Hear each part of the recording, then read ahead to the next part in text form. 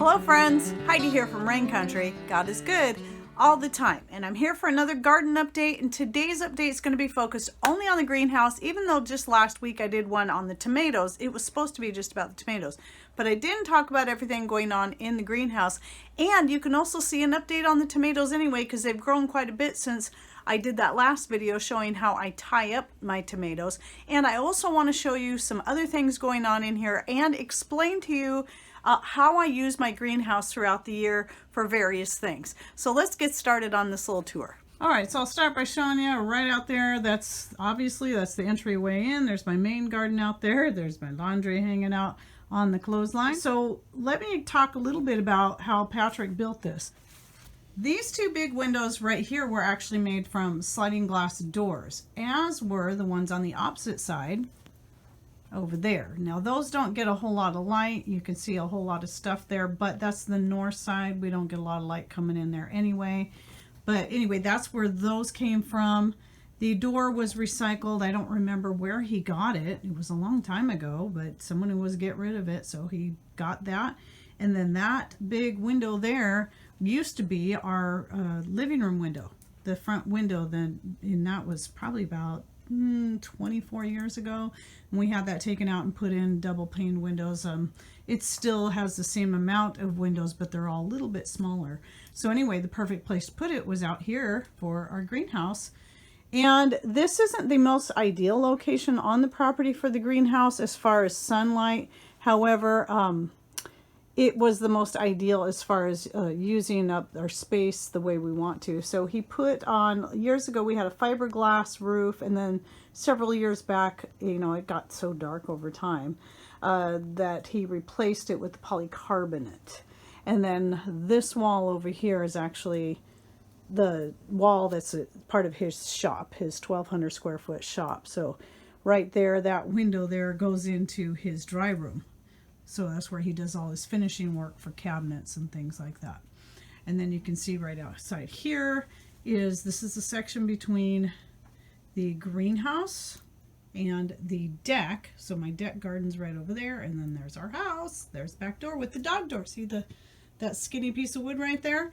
We have a video on that. Patrick created that. He fabricated it. He came up with the pattern and made it. It's a little dog door that go on the sliding glass door, and we can actually lock the sliding glass door as is, and the dog can freely go in and out whether we're here or not. And I'm not his little slave. So anyway, now to the peppers. Let's see how they're coming along. They finally have started to start growing. I mean, they've been so far behind because of this weird, you know, warm, cold weather, but they finally have started taking off. This one is starting to get flower buds on it. Or this one is too. And these were the ones that, and I say this a lot, but Ellen Fisher a couple of years ago sent me some dehydrated hot peppers just to use in cooking and stuff. I love them so much. And I was getting to the bottom of the jar, and I thought, wow, there's a lot of seeds in here. I wonder if they're viable. So I gave them a try, and sure enough, they grew. And what I've been doing is transplanting some of my basil into, and this is what I do, is I grow my peppers in pots. My peppers and my basil always do best in pots. And this is why I don't put the basil in the ground around the tomatoes. Yes, I know basil is really good to grow in the ground around tomatoes, but I've tried it. The basil does not do well down there. It just part of it is it just doesn't get enough light. It's more susceptible to slugs and other things eating it up. But up here on the shelf in pots, it does best. So, you know, they're still young, they're still little. I started them all from seed. But anyway, so yeah, here's the Marconi peppers. This is a Chinese 5-color. This is an I don't know what, as is that one there, which is actually my healthiest looking one. I don't know which peppers those are. Chinese 5-color, more Marconis, and more basil. This basil here is looking really good since I transplanted it. So how I do my basil is I start it in these pots right up here. I always use these pots for starting the basil. I find I just get the best result by starting them out here in the greenhouse rather than inside in these pots. And then once they start getting big like these have been doing, a little at a time, I start taking them out and transplanting them into pots with the peppers. And the peppers and the basil both just do really good that way.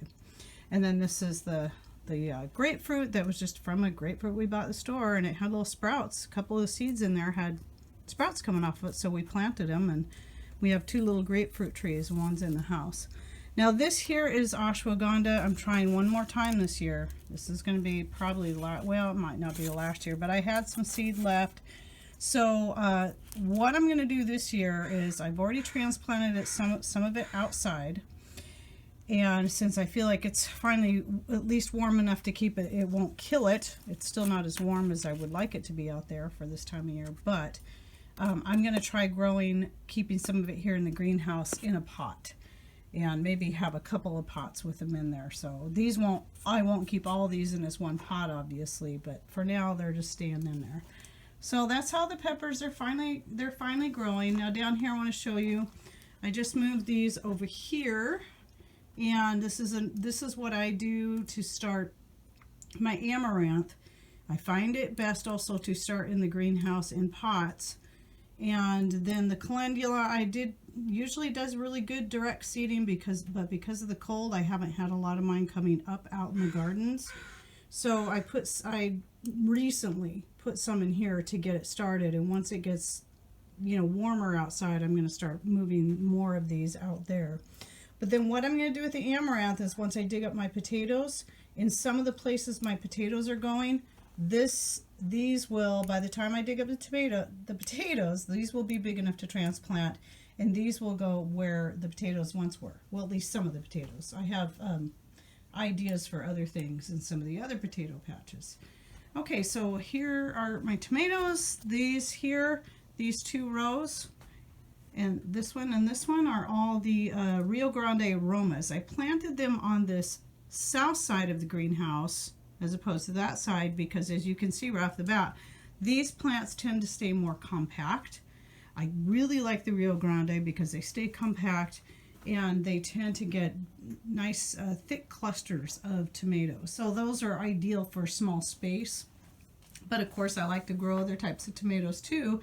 So here are the black Japanese, Trufelle, these are the Italian ones, the Costoluto Genovese.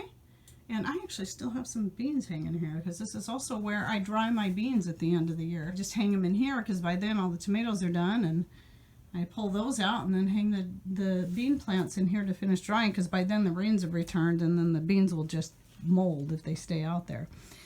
So yeah, so there's those. I've got the black, no, those are the purple, these are the black Brandywine, and these are the black Vernissage. These were the free seeds I got. These were also the first to start showing tomatoes.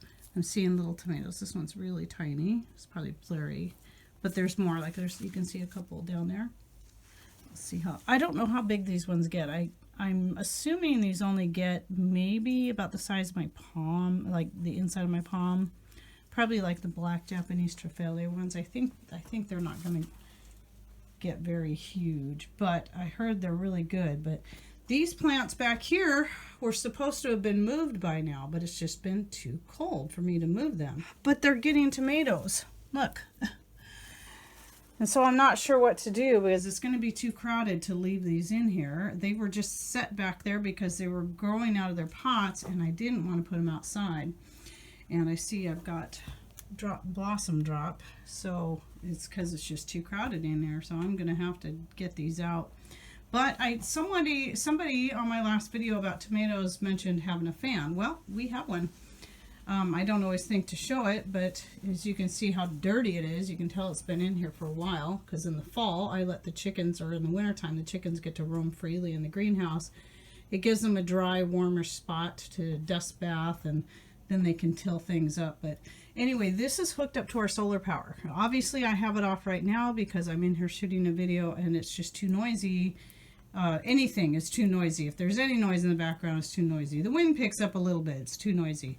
But anyway, so yeah, that's why it's off right now. I had it on until just before I started shooting.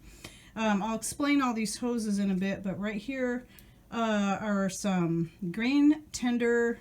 There's just a tender green burpless cucumber, and the cucumbers have just really started to grow. They've also been something that pretty much came to a standstill because of the cold. These are lemon cucumber. These were brought from Patrick last summer when he went down to visit his dad. He brought up an old just a lemon cucumber, and we let it completely dry and just left it like that. And then this year I just opened up the dried thing, pulled the seeds out, and started them in these green pots here. And then here are those peach melons. So I'm curious to see how these are going to turn up. And then all this cilantro you see is just it's just cilantro that's self-seeded. The chickens spread it around. I just let it do its thing. I leave it alone because it always seems healthiest when I do that. Still have a few lettuces left back here that I haven't transplanted, and I should be harvesting off of them so they'll get bushier. And then up here is my stevia. I started this from seed. This holy basil right here was one I took in the house last year to see how it would do, and it never did really great. But once I brought it back out here, it started taking off again. So I've been pinching it off so it can bush out. These are some starts from the seed, from the ones I grew last year that self-seeded. And then I put some more seed over here. I didn't get near as many starts as I thought I would off of the seed. So I was a little disappointed in that. But I think this year what I'm going to do is actually save some of the seed off of this separately. Some of it I'll let fall and some of it I'll save separately. Right here is just another place where I can grow have a couple of pots with peppers. This is temporary. This is more tomatoes that still need to be planted outside. Just don't want to put them out there yet. And then never mind my mess out here. I've been cleaning some stuff out of the garden, taking out some of the older kale. I'm going to be chipping that down or mowing over it to break it down and using it as a mulch. Actually, I'll throw it into the chicken coop and let them work through it, chicken yard. And I did go ahead and start some more milkweed and some more bee balm seeds in here. I just did it so there's no, you don't see anything coming up in there yet. And again, more tomatoes. And going back to this other side, let's explain this here. This tank is for, Patrick would be better explaining this, but this is, we have a pump over here behind this piece of styrofoam in this board. And underground we have a tank for a rainwater, and that pump pumps the water up into this tank, and this is, I guess you call it pressure tank, and then we use that for watering various things, and it's hooked up to several different things. So we've got a hose that goes, this one, the black one is running outside. The Patrick uses that for watching his motorcycle. This hose is for watering things in here, this green one, straight from this tank. And then this white hose goes into this first flush tank right here. This is where the rainwater, our main bulk of our rainwater gets caught. Goes into this tank and then fills up this tank. So this is the cleaner water that I collect for filtering, and then you know, for us to drink and cook. And then this water, we like to drain it out every so often, so that's why we have that hose in here, so we don't just flush it out, we actually can use it for watering. So that's why this is in here. It just gives us a place to let that water run out. And then right outside the door here, here's another, this is also rainwater here and also right here. All comes from the same place. And then this is about 125 feet of hose, and I can water most of my gardens with this, you know, even a lot of the gardens out front, because I can stretch it around quite a ways. And so this is all rainwater that we use to water all this stuff with. You see these hangers here? This is the other thing I use the greenhouse for on really wet days, where it's you know, we can't dry the clothes inside because it's just not going to be warm or dry enough inside, but I can hang my clothes out here, and I'll use hangers a lot of the time to put the shirts on, and I'll hang them around on these various things that you see. But I also have these areas up here for hanging shirts and stuff on, for when the tomatoes and the cucumbers and all this stuff gets too filled up to hang it right here and along here. Then I hang them up high up in there, and it's just a great way for me to make the most of my greenhouse space and dry my clothes, and when I can't do it outside because it's raining. Now, one more thing I wanted to talk about before I finish up is about my upcoming videos. Things are going to be changing a little bit because you'll probably be seeing me do more garden updates, maybe even 2 or 3 a week. You know, some of them are big garden updates, some of them are going to be more specific about sort of like the tying up the tomatoes or the you know, how to get the most out of your pansies and violas. And I want those to go up in time, in sequences, like as soon as I video it, try to get it up within the next 2 days for people who need that information right now. So this is going to mean a lot of my other videos are going to probably get pushed out even farther. Like I have a video I just recently shot about the benefits of time. By the time you see it, it's going to be at least a month out, I'm thinking, before you even see it. And so on those kind of videos, expect those to be out farther. So when you see them, know that whatever you see garden-wise behind me as I'm shooting the video is going to look very different by the time you're seeing it. But I'm just trying to explain how things are working because I am several weeks ahead right now in my videos. I want to keep it that way, but I also want to keep my anything garden related as updated to the time as possible. So that's what I'm going to be trying to do as far as that goes. And also anything to do with the property, we'll try to keep that close. We haven't done anything out there other than Patrick just went out there and mowed yesterday. There isn't a lot going on because there's too many other projects and stuff that have to be done, and we haven't had time to do any work out there. So other than keep up on the grass, and even that, barely had time for. All right, and a couple things I almost forgot to mention was that this greenhouse is actually a permanent structure. When Patrick built it, he put in a full foundation, all concreted in, and the bottom part, the 2 walls on either side, he actually did insulate those walls, those lower walls that he built, so that would help keep it warmer in here during the cooler months, you know, to help extend our growing period in here. It still doesn't hold in enough heat. We've got some more work to do, figuring out some other ideas that will help hold in more heat so that we can extend our growing period. However, in the wintertime, as I said before, I don't mind leaving this just to do what it wants in the winter because I like to give this place to the chickens during that time because they like to actually roost on these things right here, and it's just a great place for them to stay dry and warm and actually have some dry dirt where they can take dust baths because it gets really, really wet here in the winter. And then the other thing I wanted to point out, that if you're newer to our channel and maybe you don't know about my tomatoes, to some people these might seem really behind. Well, there's a couple things, and one is we are in the Pacific Northwest. We are on the peninsula of Washington State in a very small, remote, very wet, rainy town that can get up to 160 inches of rain in a year.